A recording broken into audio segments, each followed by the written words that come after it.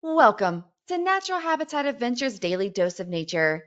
I'm your host, Brooke Mitchell, and today's webinar is Yellowstone Through the Seasons, photographing our first national park with NatHab expedition leader and pro photographer Riley Jensen.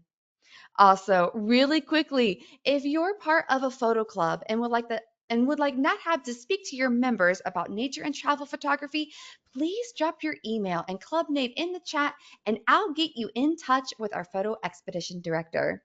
All right, back to the webinar. Riley, thank you so much for being here today. Over to you. Thank you. I'm so excited to talk to you today about photographing in Yellowstone because I am currently here. It's snowing. We had a white Christmas yesterday, and I have been into the park a few days already now doing snow coach tours. So I've gotten to see some wolves already, some bison jams, all manner of wildlife so far this past week. So diving into it just a little bit, I'm going to introduce myself. So, once again, my name's Riley. I have a bachelor's degree in wildlife ecology and management from Utah State.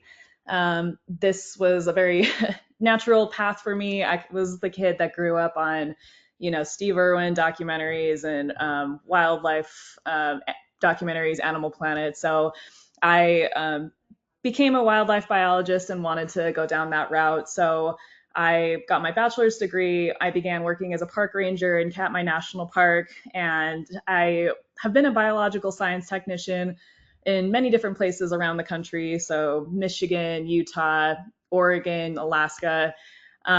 This career path also led me to be a volunteer with the Yellowstone Wolf Project in March 2020. Unfortunately, that only lasted 2 weeks because of the time period. So that was my chance to hike around Yellowstone's backcountry a bit more and see the park from off the beaten path. And I got to know different places and wolf behavior and a little bit more intimately during that time. I also just recently completed my master's degree in biology from Northern Michigan University, just barely wrapped that up this past October. So really happy to be, continuing down this track of wildlife research. And also guiding. I started guiding in the park in 2021. So I started leading winter tours. And then I joined NatHab in 2023. So I've been leading summer and fall tours in the park since then.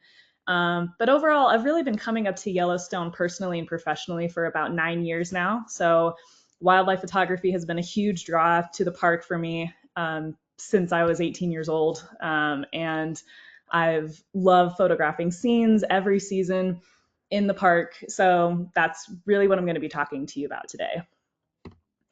And NatHab offers several different expeditions into Yellowstone, and you'll see in the far left, there's two that also are offered in Grand Teton National Park. So collectively, Grand Teton and Yellowstone make up the Greater Yellowstone ecosystem, which is an area about 22 million acres. It's home to the largest concentration of mammals in the contiguous United States. It's also one of the largest nearly intact temperate zone ecosystems on Earth. So this is an incredibly special place in the world, and it's a photographer's heaven in every sense of the word. So throughout this PowerPoint, I'm going to be highlighting some different considerations for each season. So talking about environment, gear considerations, talking about what type of camera settings you might want for different situations, how to prepare your camera for different types of weather. And then I'll also give some examples of unique wildlife each season, as well as different scenery or situations that are specific to Yellowstone, and some tips about how to photograph those as well. So starting with spring, this is one of my favorite times in the park. The weather is getting a bit warmer, the snow's starting to melt, everything's starting to green up a bit more. And additionally, the park roads in the interior of Yellowstone are beginning to open up to personal vehicles, which typically happens about mid-April, early May or so. So we're starting to get a lot more visitors to the park. Bears are coming out of hibernation. From this photo, this was taken in June. Migratory birds and ungulates are also returning to the park. So spring is just truly full of life. And what ungulates are doing is they're scientifically, this is a term called surfing the green wave, which basically means as the meadows and valleys are greening up with grass and vegetation first, all manner of ungulates like bison, elk, pronghorn, bighorn sheep, they're starting off in these low elevation areas to get that green up first. And then as it expands up to the hillsides and in the mountains, they begin to follow that into higher elevation areas as the season progresses. But spring is a really fun time to be in the park. And if you've never been, I'm going to show you a couple different ways to take advantage of this season.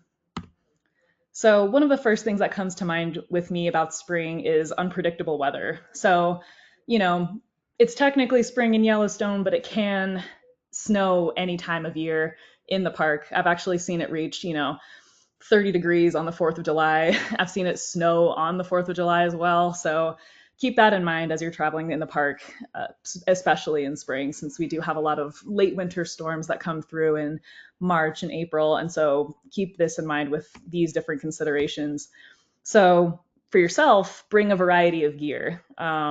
We can have all 4 seasons in a day, like I mentioned. So snow, rain, wind, extreme heat. So you really never know what to prepare for.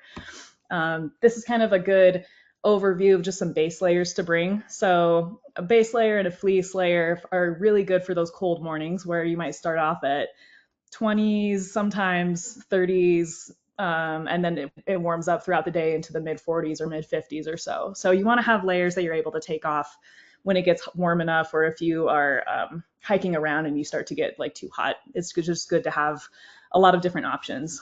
It's always a good idea to carry a windbreaker and a rain jacket, since those spring rainstorms can show up anytime. Even if there's no, rain in the forecast, sometimes they just spring on you.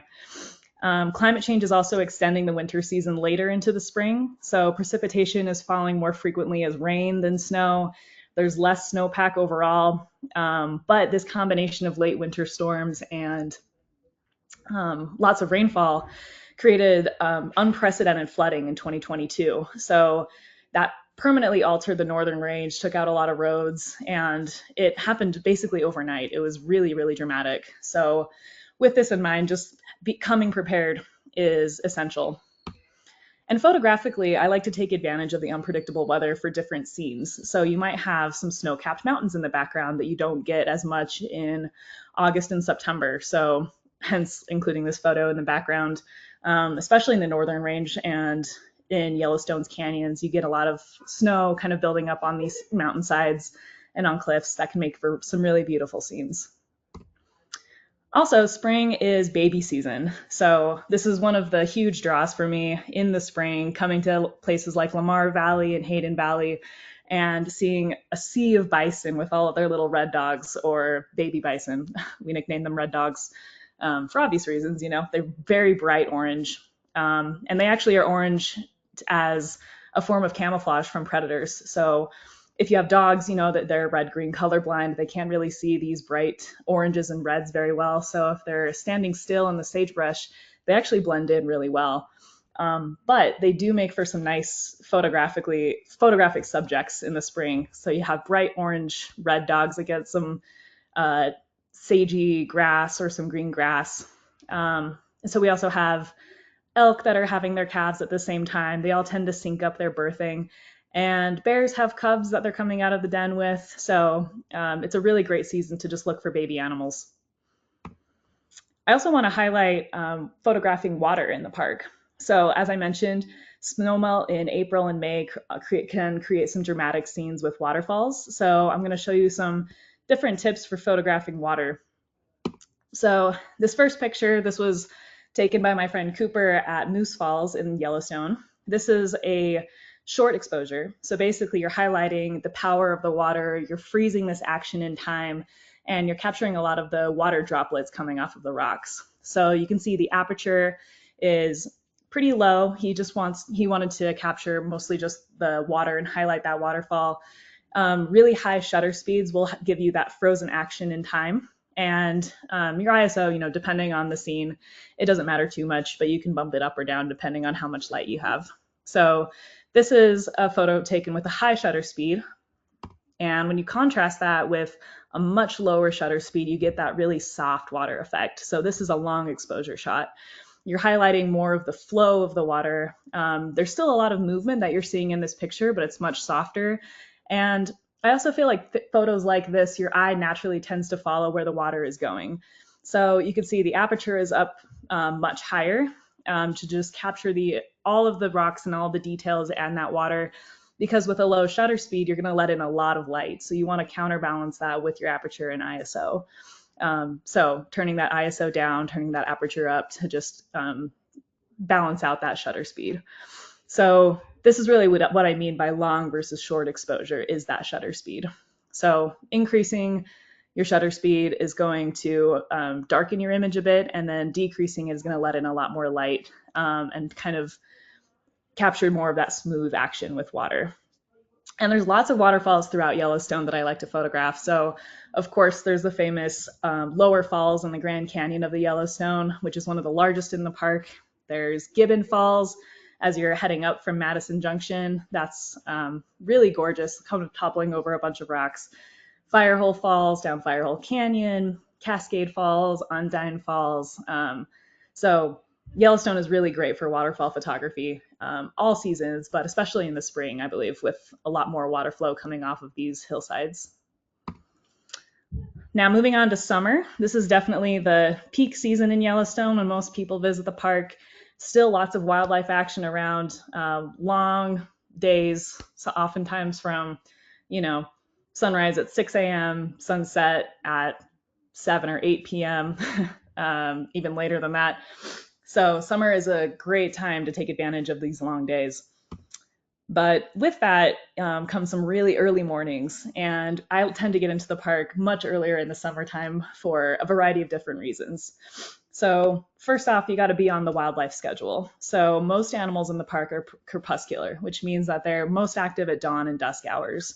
So I typically try to be in the park 1 hour before sunrise and an hour after sunset to really just take advantage of that peak wildlife activity time. Another reason to be in the park early in the morning is you get this golden hour lighting. So this photo on this slide is just, before golden hour lighting, the sun is still rising, but then you can kind of get that soft glow on the hillsides. It's much better photographically than harsh light in the middle of the day. So most of my photography in the summer comes, between the hours of 6 to 8 a.m. And I'd say maybe like 6 to 8 p.m. as well. Also, in the middle of the day, you might run into the problem of getting heat waves. So especially in the peak of the summer, Yellowstone can get really, really hot. Sometimes temperatures exceed 100 degrees in the park. So you just want to be mindful of that, and that your photos might get some heat waves depending on how far you're trying to photograph, what types of subjects you're trying to photograph. And by 10 a.m., it might already be too hot and a lot of wildlife can start to bed down. So there's no shame in taking a break in the middle of the day or doing a big drive to a brand new spot in the park to set up for the next, golden hour lighting or next wildlife spot. And another reason to get up early is to just avoid the traffic. So I like to be in the park and try to just take advantage of, when most people are sleeping in. So if you wake up earlier, then you're less likely to run into some situations like this. So Yellowstone is really famous for wildlife jams, but wildlife jams do offer also great photographic opportunities. So I took this picture in, I believe, June as well. Some visitation stats in the park. As of mid-November of this year, the park received about 4.6 million visitors in 2024. Spring saw about 1.4 million visitors. Summer saw 1.8 million visitors. Fall in September and October saw 1.2 million. And typically in the winter time, which I'll talk about later, the visitation numbers drop to about 200,000. So summertime is going to be busy. Just prepare for that when you do come visit the park. But there's ways to get around it. You're still going to have a great time. You're still going to see a lot of wildlife, but just be prepared for that. Also, the summertime is wildfire season. So this was a photo I actually took in Grand Teton National Park this past summer. This was the Fish Creek fire just outside of the Tetons. And unfortunately, wildfire is just a reality for the American West now. So it's something to expect if you come, especially in the months of August and September. There might be some haze going on. So just keep that in mind. Be mindful of your own health on really bad smoke days as well. So don't do a lot of strenuous hikes. You might even want to limit your time outside on days like this. But the bright side of wildfire season is that you can get some pretty good photos out of it. So I like to photograph wildfire haze for situations like this. You can create a lot of photos with wildlife silhouettes and hazy backgrounds with the sun. You can also get really layered, stacked landscape shots like this with mountains on mountains stacked behind each other. So you can really get creative with some of this haze, even though, initially it may not seem like the best situation to be photographing in, but it really can be a creative opportunity if you let it. So some photography tips for highlighting the stacked mountains and getting this haze in your shots is to have a pretty high aperture. So this bottom picture, I think I was at an aperture of 22, I believe. So anything above f10 is going to capture the whole landscape for you with all of these layers and colors. And then you can really bring those out even more in post-processing by increasing the contrast. So it's a good opportunity that you can't really get most other times of the year. I also like to play with having the sun directly in the picture versus showing the effect of the haze elsewhere. So you can still see the layers or the wildlife without having the sun directly in your shot as well. Summer is also a really great time for wildflowers. So the greater Yellowstone ecosystem is really abundant with a variety of species. And you can often find multiple wildflower species just standing in one spot. So for example, in Yellowstone, Dunraven Pass is an excellent place to see wildflowers in the summertime once you get up to those really high elevation slopes. The photo on the bottom left actually is taken from Dunraven Pass, just looking out into the valley with that 360 view of Yellowstone. So I really love to come up there in late July, August. Those are the best months for wildflowers. Everything's pretty much in bloom by that time.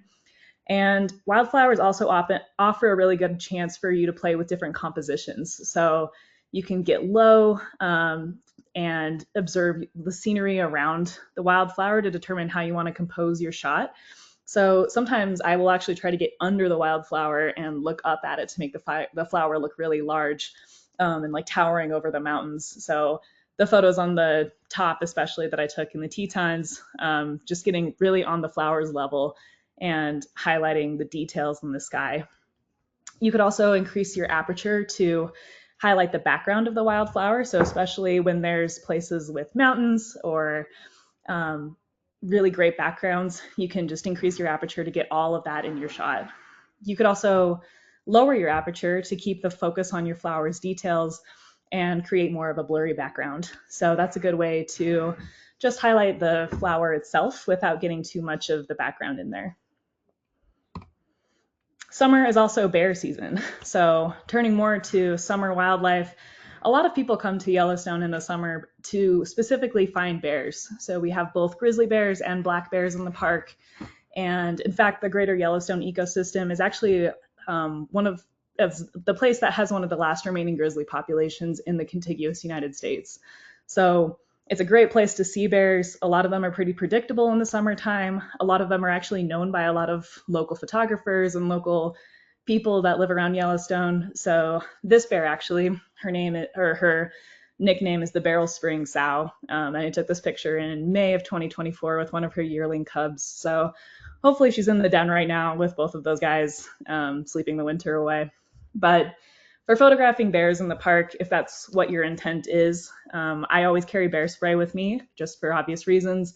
You want to make sure that you're giving them space and respect. If you do go hiking in the backcountry, if you're hiking on trails, it's a good idea to hike with a buddy, just so you can make more noise on the trail, just so bears know that you're there.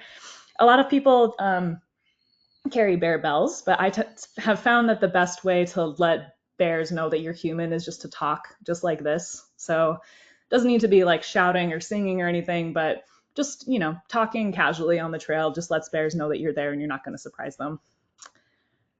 Really the main camera consideration I have for photographing bears is to have a long telephoto lens. So bears can often be pretty far distances off in the landscape, or if they are, roadside bears, you still want to give them space and respect. And I often photograph bears a lot of the time from the safety of my car, just to, give them their space, give them their area. And using a long telephoto lens, I'd say 300 to 400 millimeters or higher is preferred for bears, with crop sensors or full frame cameras. Either way, just having a long telephoto lens to capture that scene more close up in your camera, but not physically closer to the bears.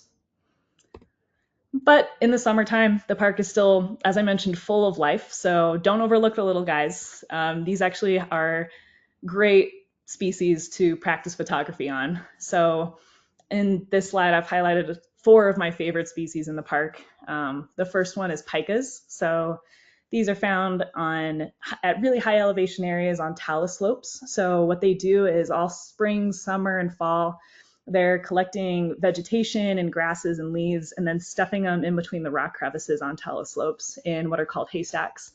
So in the wintertime, they can burrow into these rock crevices and then just feed on this vegetation all winter long that they've collected. So it's kind of like a nice refrigerator under the snow. They're nice and tucked in there, and they can reap the rewards of their work. But they're pretty difficult to find. So once you find a talus slope, just kind of wait around, listen for their cheeps, and you'll just see this tiny little mountain hamster peek out every once in a while. On the second panel here, I have an American dipper, and these are the only aquatic songbird species in North America. So if you're looking for them, they're pretty brownish gray overall, roughly the size of a robin, I'd say. And you'll find them perched on riffles in rivers, so either on rocks really close to the surface or chunks of ice. And pretty much what they're doing is they'll perch on there and then literally swim underwater to look for aquatic macroinvertebrates and insects, and then come back up to that rock or that chunk of ice and feed on them. So they're pretty fascinating. They're really fun to photograph if you get a chance to get right up to the river and get low. They're a pretty special resident of Yellowstone. Least chipmunks, they're pretty much everywhere that there's trees in the park. So just as you're taking a hike or walking along the road, just keep an ear out for chipmunk cheeps or squirrel cheeps, and try to find them. So they're working hard taking in calories because their metabolism is so fast. So they're really, really quick. You got to be really patient with them as well. But I took this photo this past summer as well. It was cooperating really well with me. So don't overlook chipmunks and squirrels either. They can be great subjects to photograph. Also, yellow-headed blackbirds on the right. You're going to find those guys in wetlands. So those are also home to red shoulders blackbirds, and a lot of other waterfowl species. So if you find a good wetland area, even just your local park, that's a really good place to photograph waterfowl and small birds like these. So with these smaller animals, it's a great chance to practice different photographic techniques. So getting low and getting on their level is what I tend to do the most, because you really want to highlight their world. So, this chipmunk in amongst this shrub, you want to be on their level and really see like what they're eating, where they're going, what they're doing, to highlight their ecology a bit more. And with them being small animals with high metabolisms, they're constantly on the move, they've got jobs to do, they're going to be pretty quick. So later on, I'll talk a bit more about capturing action shots, and how to really capture, small animals that are fast and constantly moving. And with photographing small animals, patience is truly key. So sometimes you might have to wait much longer than you'd like, or much longer than you'd anticipate, to get that most ideal shot of some of these guys. So pikas, I'll often wait an hour or more at these talus fields until they come out. But then they can offer really fun backdrops and fun scenes to play with. So be really patient. They may not be around immediately when you show up to the scene, but just wait around, and patience really pays off for photos like these. And I believe over time, I've really become a better photographer by focusing more on these overlooked critters in recent years, and just really appreciating more of how they contribute to Yellowstone functioning as an ecosystem. Yellowstone is also great for astrophotography in the summertime. So this photo was taken by my friend Kat I think this was last winter in the park. So at the end of your long summer day, in the park, you've woken up at 4 a.m., you're going out to photograph animals all day long, you played around with some chipmunks, you got some bears. what better way to end your day than waking up at 2 a.m. and doing it all over again? um, Getting redressed, packing all your gear up, going out to the park one more time. Honestly, I have started to get more into astrophotography in the past few years as well, because it's just so much fun to play around with your camera settings and really try to get the best nighttime photo possible. So on clear summer nights, you can really see the Milky Way, especially in the interior of the park, and you can play around with Yellowstone's scenes. So if you want to go the extra mile, get stars with a geyser, or mountains, or get lake reflections, there's tons of different scenes in Yellowstone that offer good foreground for star shots. So a couple tips for this. You really want to prioritize your shutter speed and aperture rather than your ISO for a few different reasons. So first, increasing your ISO puts in a lot of noise in your picture. So with star shots, you're already trying to photograph really tiny scenes in the sky. So you don't want to have too much noise in your picture, otherwise that takes away from the stars. So turning down your ISO is actually much better, and focusing again more on your shutter speed and aperture. Using a tripod is kind of a must for star photography because you want to get everything very still, and because you're going to have these long exposure shots, even just the slightest movement on your camera could, ruin the picture. So having a tripod and knowing how to use it is essential. And having a star tracker mount, if possible, is going to be great for getting your stars in focus. And basically what this does is it follows at the Earth's rotation as it's, rotating through the night sky. So even, a 30-second exposure, you might have stars that are just slightly blurry if you just have a tripod alone. So these star trackers are really helpful for getting stars in focus, if that's mostly what your priority is. Also, you could play around with long exposure to get star trails. And these are those photos where the stars look like they're moving in an arch across the sky, and you can see all where they've been in the sky, and it creates a really artistic photo. I'm still kind of working on this, actually. I haven't had a good chance to play with star trails yet, so that's my next goal for 2025, is to get a picture like that. So for this photo in particular, she used an aperture of 1.8, so she turned it down really, really low. Probably as far as your aperture can go is going to be your best option. Shutter speed was also really, really low. So you want to get photos that are, 30 seconds, 20 seconds, letting in as much light as possible with nighttime photography. And then keeping your ISO at a level, around 800, maybe 1200, but not much higher than that. So to, again, reduce noise in your picture. And Yellowstone has been pretty lucky with northern lights the past few winters. So yes, this is a winter shot. I'm talking about summer, but it's similar to photographing stars normally. So again, if you just follow a lot of these same steps, you can also get some good northern lights pictures if you get a chance like that.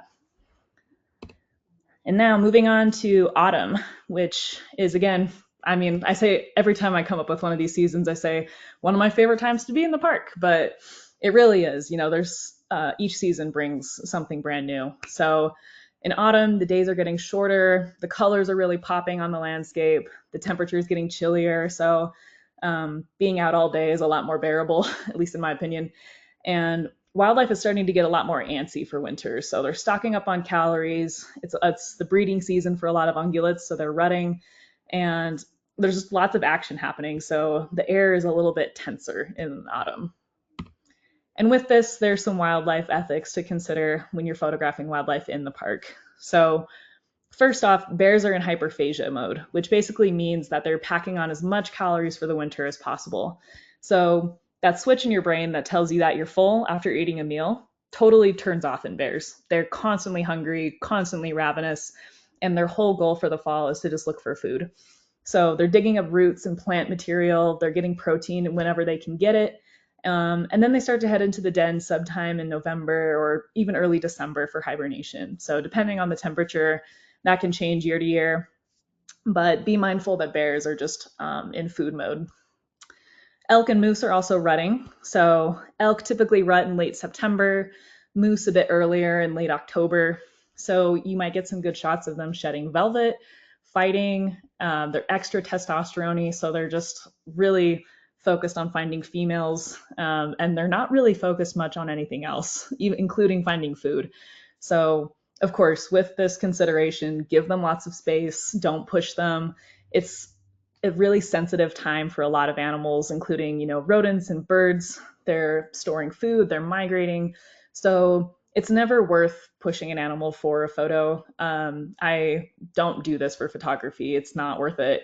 And you can tell in your photos that the animals look stressed or they, have seen you and it just kind of ruins the shot. So it's not even worth it either way.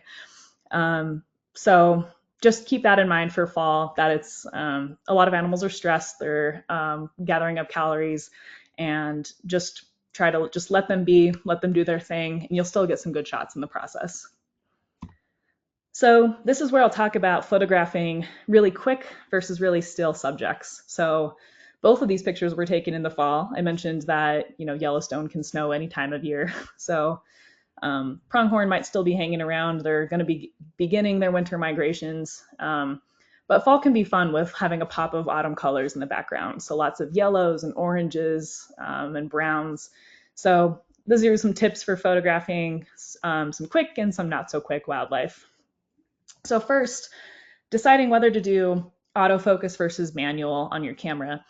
Typically, I prefer both, or I do prefer both for different situations. I am mostly on autofocus mode either way, unless my subject's in a pretty tricky spot. So manual focus is good for animals that have lots of brush and twigs in the way near their face. You can tweak your manual focus a bit to just really hone in on their eyes or on their face. Even if the animal's really far away, sometimes autofocus is not the best at picking them out on the landscape. So I'll use manual focus to just really zoom in on an animal that's off in the landscape and I just want that animal in focus. I'll actually use a setting called focus peaking, which looks like this. And so you can change that into your camera settings. And when you look through the viewfinder, everything that is in focus on manual mode will be highlighted in red. So that really does help you figure out where you're focusing in your picture and if you're getting it in the spots that you really want to. So that's really helpful for me. And then with autofocus, I often use eye tracking for animals that are constantly moving on the landscape. I'm in AI servo mode if they're moving, so the focus point is constantly trying to find that eye. That can be really helpful, and some cameras, especially some of these newer models, have gotten really good at that over the years. Although this also could get funky in dark lighting or dark animals. So if you're photographing a moose with really dark fur already around its eye, sometimes autofocus might not be able to pick that up. So I've also been using single point autofocus for, situations like this, so I can pick my focal point and I know that that specific spot is going to be in focus the entire time. So that's how I got this pronghorn shot. This pronghorn was dashing through the sagebrush, and I knew that eye tracking was really not going to focus on it the way I wanted it to. So I had my autofocus trained in on a specific point, and then I can just follow with my camera as the animal's running across the landscape. So that becomes really helpful too. And that also helps for anticipating where the animal's going to be rather than just hoping for the best. So if you couple this with high continuous shooting rather than single shooting, especially if your autofocus is a little iffy, then at least one of your photos in this burst is most likely going to be in focus. So really fast moving subjects, high action shots, I tend to be in high speed continuous shooting, and then I can look back on the string of 20 pictures that I took or 30 pictures and pick the best one out of that sequence. And sometimes you just like small minute details a little bit better in some photos than others. So the hoof, might be a certain spot that just looks a little bit better than an inch prior to that. So high-speed continuous shooting is the way to go for really fast subjects. I also wanted to highlight geothermal features. So fall can still have days of snow or bare ground, and photographing geothermal features in Yellowstone is different depending on the temperature. So this is especially true in the winter time when I'm bringing guests out to the park and they want to look at these thermal features. Some spots are better than others, so I'm going to show you how temperature can affect these different situations. So in the winter or when it's cold or if there's snow on the ground, it's a really icy day. Cold air plus hot water is going to create a lot of steam. So this is primarily what you're seeing when you're out there. So you want to zoom out to get the full scene and really highlight all of this steam that you're seeing on the landscape like this. So this was taken at fountain paint pots in the winter versus warm air and hot water. It creates less steam. So you're seeing the colors pop a lot more vibrantly. Then you want to zoom in to get details. So I'll show you some examples here.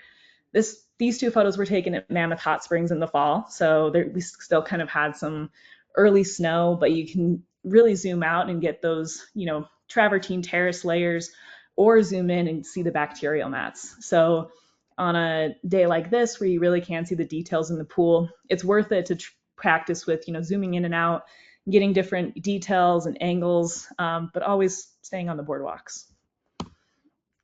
This was also a Grand Prismatic. So these actually were taken with my iPhone. So iPhones can really come through when you want to get details and bacterial mats. And these two photos were taken just feet apart from each other. So geothermal features have a variety of different scenes, and they're really, really fun. In fact, just a couple days ago, we saw some tracks in Grand Prismatic. So photo on the left was a black bear that just walked through the pool one day, and then a pack of wolves came through around that same time. So the photo on the right are wolf tracks. So sometimes you might get a fun surprise in these geothermal features. Now moving on to the last season, and again, I say this every season, one of my favorite times to be in the park. So right now, I'm taking on a lot of these winter tips into the park and photographing a variety of scenes just like this. So despite a blanket of snow covering the landscape, winter is one of the most dynamic photographic seasons. There's still lots of colors, lots of details that you can get if you know where to look. And there's also still abundant wildlife in the park.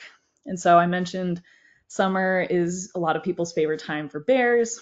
Winter is a lot of people's favorite time for wolves. So truly, winter is one of the best seasons to find wolves in the park, which is why Nat Hab offers a lot of winter trips to go find wolves and explore Yellowstone by snow coach or by bus in the northern range. It's really, really fun to try to look for these dogs on the landscape. So the pups are old enough to travel and hunt with the pack at this point, and they are almost indistinguishable from the adults at this stage. So they're covering a lot more ground in their territory. They can move a lot more. They're not constrained to a den site. So they're making a ton of forays around every corner of their territory. In the winter season, ungulates are also struggling. So wolves take advantage of this, and they're really having a heyday, especially late into the winter season. Once, bison and elk have had to struggle for months and months through deep snow, and they're not finding a lot of food. Wolves really key in on this, and they take advantage. February is also the breeding season for canids in the park. So young wolves are heading off on their own to try to find mates and start packs of their own. Coyotes are pairing up, foxes are pairing up. So it's a good time to just find canids and see their behavior in general. And the snow just generally makes it easier to spot them on the landscape. So wolves are typically going to be, pretty far out from the road. You might need a spotting scope to really try to actually see them. But the snow does make it a lot easier in that regard. And with the winter, you want to prepare for the cold. So I mentioned spring is really the time when you have really unpredictable weather. Winter, it's generally just going to be pretty cold. So proper gear is a must. I've highlighted some of my everyday winter gear in this picture. So I always bring a beanie, a balaclava to keep my neck warm, since you actually lose a lot of heat through your neck. So if on really cold days, negative temperatures, you really want to have a balaclava to just kind of insulate your head and insulate your body. I also bring a down coat at the very least, or a big parka on those really, really snowy days. I have gloves. Really love my fingerless gloves so that I can still play with my camera and change my settings without having a hefty mitten on or needing to take off my glove. So if you have fingerless mittens, I definitely recommend bringing those into the park. And you want to wear insulated boots. Even if you think you're going to be mostly photographing from your car all day, it's nice to have those in case you come across a really nice scene that you want to just stay on top of. If you want to get outside, get away from your car. So a couple boot brands I really like are Muck Boots, Zamberland, Fubuki, Crispies, Danners, and I bring my Eddie Bauer boots into the park almost every day. Also couldn't hurt to have an extra pair just in case your feet get wet, extra socks, extra gloves. So winter is definitely when I'm bringing most of my gear into the park. Oftentimes, I also acclimate my camera in the morning.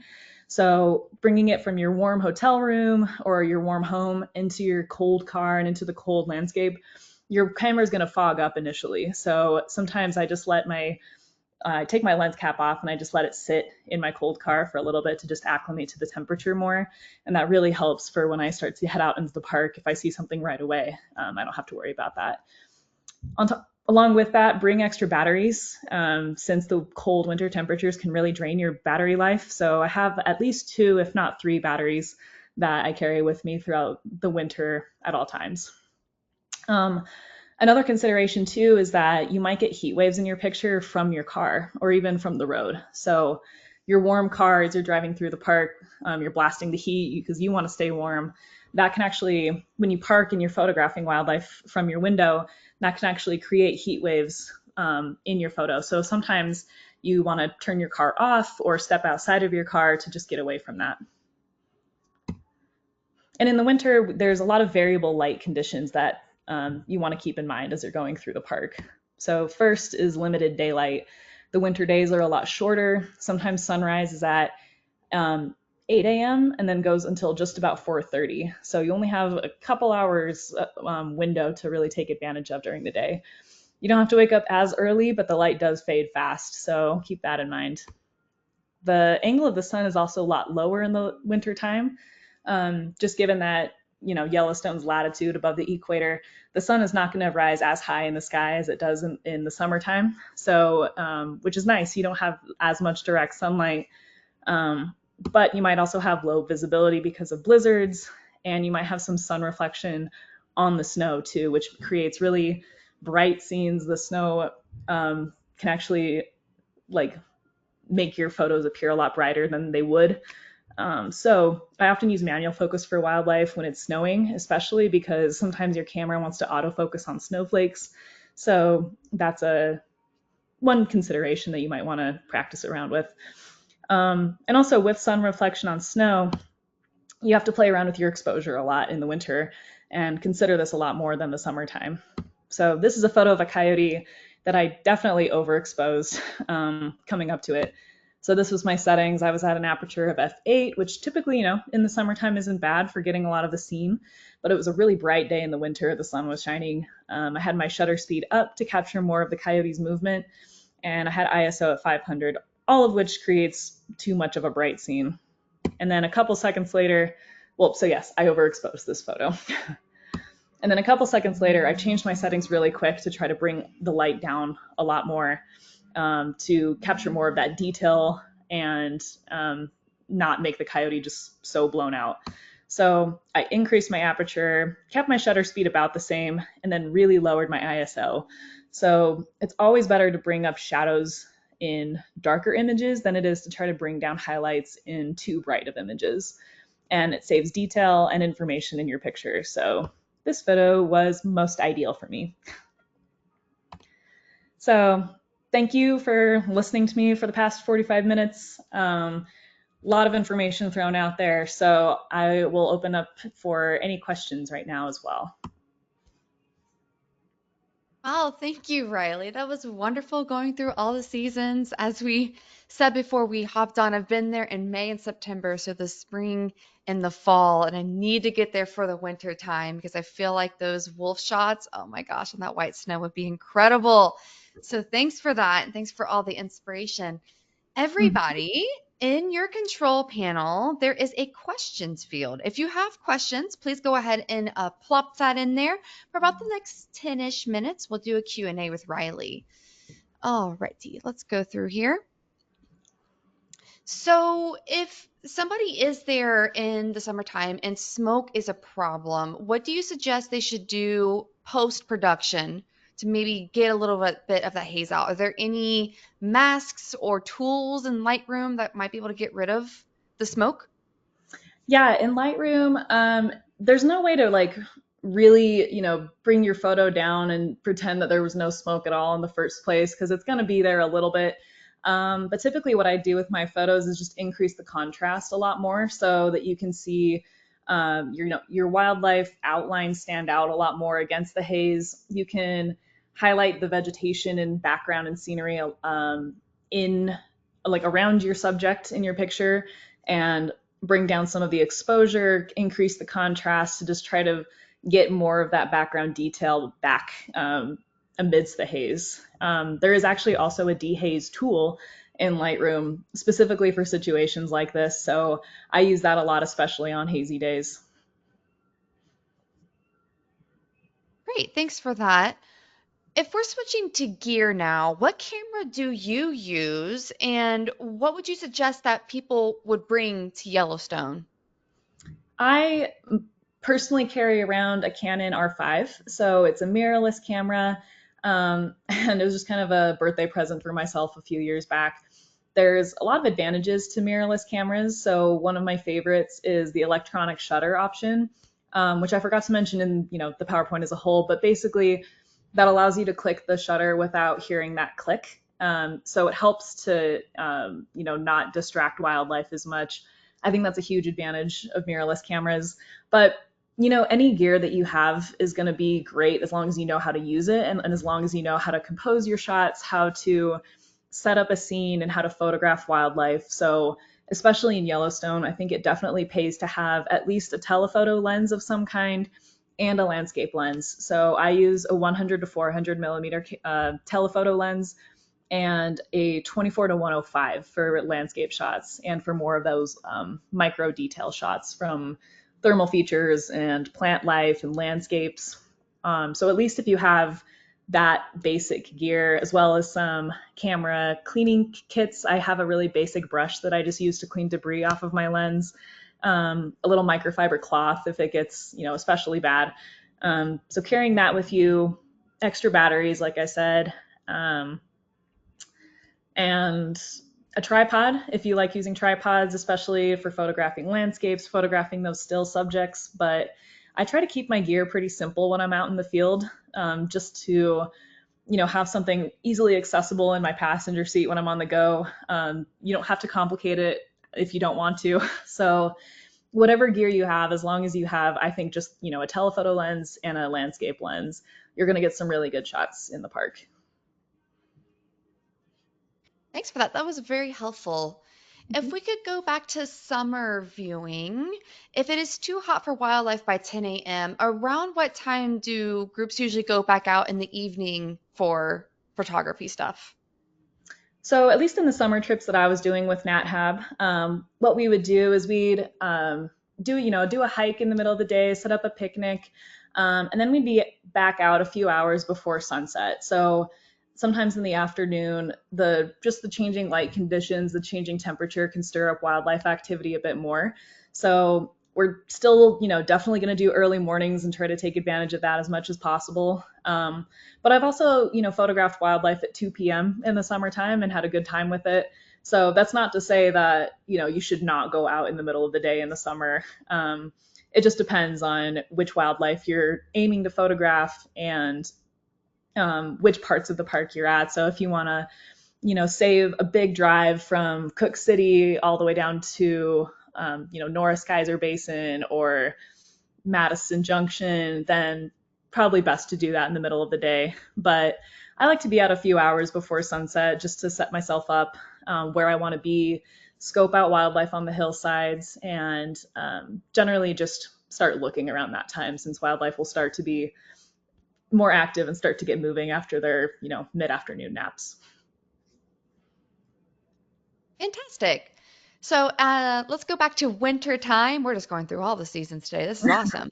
Love it. It, yeah, since you said that winter is the best time for wolves, Mhm. around how often do you see them? What is the frequency and how close do they get on average? It honestly is so hit or miss with wolves. Like I do mention that wolves, the best, in my opinion, the best time to see them is in the winter time because they're on the move a lot more often. Um, but again, it is kind of hit or miss because Yellowstone is 2.2 million acres. The packs have huge territories, so they cover a lot of ground, and most people that come to Yellowstone are constrained to the roadside. So I would say in a winter season, Going into the park every day on a snow coach, I maybe see them a few times a season. But luckily, in the wintertime, the Northern Road is still open to personal vehicle traffic, and people see them a lot more frequently up there. So if you're coming to Yellowstone on your own, or on a Nat Hab trip, we always hit that northern range, as well as in the interior if we have the opportunity to do that. But most of the pack territories are constrained to that northern range and that northern road. So I typically, when I go up there, I just drive the roads out to Lamar Valley, and just scope out on the hillsides, try to find them there. Sometimes they do get pretty close. That's kind of just like a happen to be there at the right time, right place. Sometimes you see them a mile away, and they're just kind of napping or doing their thing in the middle of the day. So it's pretty hit or miss, but I think if you stick to the northern range, you have a better chance of seeing them in the wintertime. Yeah, thank you. We actually do have a road question about the wintertime. Could you go in that more in depth? How does the road system work in Yellowstone in the wintertime? Are the roads plowed? Yeah, just go into that a little bit more. I think that we would all appreciate those details. Yeah. Yeah. So I forget. Yeah. Yellowstone is a bit different in the wintertime than a lot of other national parks. So the Northern Range is always open to personal vehicles all times of the year. It connects Gardner to Cook City. So they plow that road. They try to keep it as snow free as possible so that cars can go on there whenever we want. The interior, however, does close down. So typically the first weekend of November or so, they will shut down the interior roads to all traffic, including snow coaches and snowmobiles. And the reason for that is to just let snow build up for an entire month, because we really need an adequate snow layer to take tours into the park, and to let that snow layer build up. So this year, I think those two interior loop roads closed on Halloween, and winter tours will open up December 15th in the park. So south entrance and west entrance are both open to tours, and snow coaches and snowmobiles are really the only vehicles that are allowed in the interior roads during that time. So winter tours will go from December 15th to March 15th.